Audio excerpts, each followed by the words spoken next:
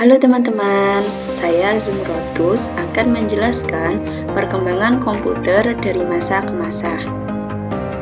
Pembahasan yang akan saya bahas ada dua.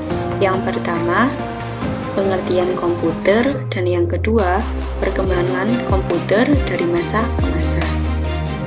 Pengertian komputer. Komputer adalah alat yang dipakai untuk mengelola data menurut perintah yang telah diprogram. Kata komputer semula dipergunakan untuk menggambarkan orang yang pekerjaannya melakukan perhitungan aritmatika dengan atau tanpa alat bantu. Tetapi arti kata ini kemudian dipindahkan kepada mesin itu sendiri. Perkembangan komputer dari masa ke masa. Perkembangan komputer ini dibagi ke dua masa, yakni sebelum tahun 1940 dan sesudah tahun 1940. Pada masa sebelum tahun 1940, alat pengelola data dari sejak zaman purba sampai saat ini bisa kita golongkan ke dalam 4 golongan besar. Yang pertama ada peralatan manual. Peralatan pengelolaan data yang sangat sederhana dan faktor terpenting dalam pemakaiannya adalah menggunakan tenaga tangan manusia.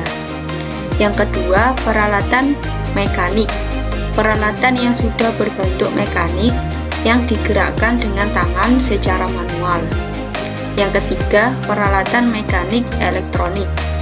Peralatan mekanik yang digerakkan secara otomatis oleh motor elektronik. Dan yang terakhir ada peralatan elektronik. Peralatan yang bekerjanya secara elektronik secara penuh. Kemudian setelah tahun 1940, komputer ini dibagi ke beberapa generasi. Generasi yang pertama ini menggunakan banyak tabung. Bisa dilihat pada gambar di layar. Tabung vakum itu berfungsi untuk menyimpan data.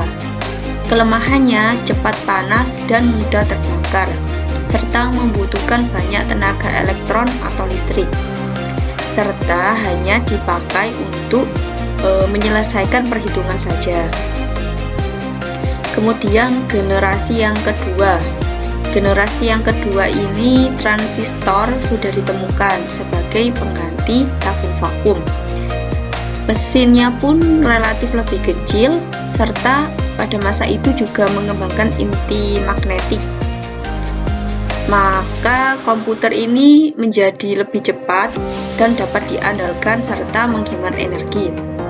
Mesinnya menjadi sangat mahal dan lebih untuk kebutuhan bisnis, maka komputer pada generasi ini dibatasi pembuatannya. Setelah itu muncul komputer generasi ketiga. Pada generasi ketiga ini ditemukannya IC atau Integrated Circuit. Para ilmuwan berhasil memasukkan lebih banyak komponen dalam chip yang kecil, maka komputer menjadi lebih kecil dan dapat menjalankan program secara bersamaan. Komputer generasi ketiga ini mirip dengan komputer generasi sekarang. Bisa dilihat gambarnya di layar. Kemudian komputer generasi keempat. IC berisi lebih banyak komponen dan chipnya pun relatif lebih kecil. Kemudian ada mikroprosesor yang dapat diproduksi dan kemudian diprogram untuk memenuhi seluruh kebutuhan yang diinginkan. Peralatan rumah tangga seperti microwave, oven, televisi, serta mobil menggunakan electronic fuel injection dilengkapi dengan mikroprosesor. Maka hampir setiap orang menggunakan komputer, bahkan digunakan untuk perusahaan dan pemerintahan. Kemudian ada komputer generasi kelima atau komputer masa depan. Banyak kemajuan di bidang desain komputer dan teknologi memungkinkan pembuatan komputer generasi kelima.